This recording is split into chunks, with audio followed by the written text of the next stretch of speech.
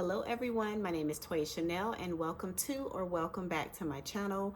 Today is Sunday, November 10th, if I'm not mistaken. This is the weekend after the election. And I wanted to jump on just to give my perspective of the election and how we can look at things moving forward. I just look back over my life, right? This was a very, very, very big election. And I know a lot of people have some really strong feelings about how the election went, whether it went your way or it didn't go your way. I know people at my job, people in my family, some of my favorite YouTubers. There's some people who are in mourning right now. They are literally mourning as if someone passed away, maybe even multiple people. If multiple people passed away in their family, that's how some people are reacting to these election results. And I feel sad for them, but what I can tell them is God is still on the throne. God is still on the throne. No matter if the results went the way you wanted or they didn't, God is still on the throne. And as we know, God is the same yesterday, today, and forever. So it didn't matter what the results were going to be because God is still in control. But what I learned from this election and what I've heard and obviously read and have been inspired by some of the greatest writers, some of the, people who are where some people may want to be, is that you have to be persistent. Persistency is key. It doesn't matter what you want in life, you have to be persistent. Like whatever it is that you want, you make your request known to God and then you go after it. And so as we can see from, the former and going to be current president, he never gave up. This man was like shot at. They drug his name through the ground. They indicted him. They convicted him. I mean, you could not find, it was very rare that you would find on mainstream media or on the news where they were saying anything positive about him. Everything was bad. And so even with all of that, he still kept going. He still kept running his race and he won. So that just shows you that persistency is key. And I can tell you 100% in my life, I've experienced the exact same thing. I've had so many setbacks. Like, for instance, I remember when I was in nursing school, I was probably 3/4 done with the program. And the program was strict. It was a fast-paced, fast-track program, and it was very strict. Like, you had to pass every test with a 76 or higher. You could not fail any test.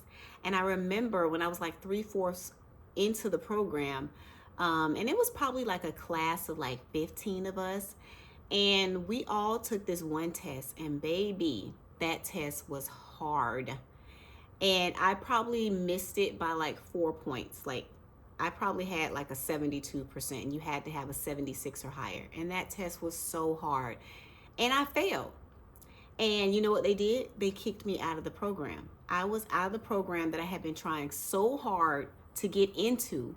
I was in the program in my 30s. Like, I started nursing school when I was like 32. No, I'm sorry. I was 36. I was 36 when I started the nursing program because I've only been a nurse for about 8 years now. But I was 36 when I started the program, and I had 2 kids. I was married, and it was the hardest thing I ever did in my life. The hardest thing I've ever did. I actually tell people that I feel like I aged 5 years from nursing school. Like, seriously, real talk.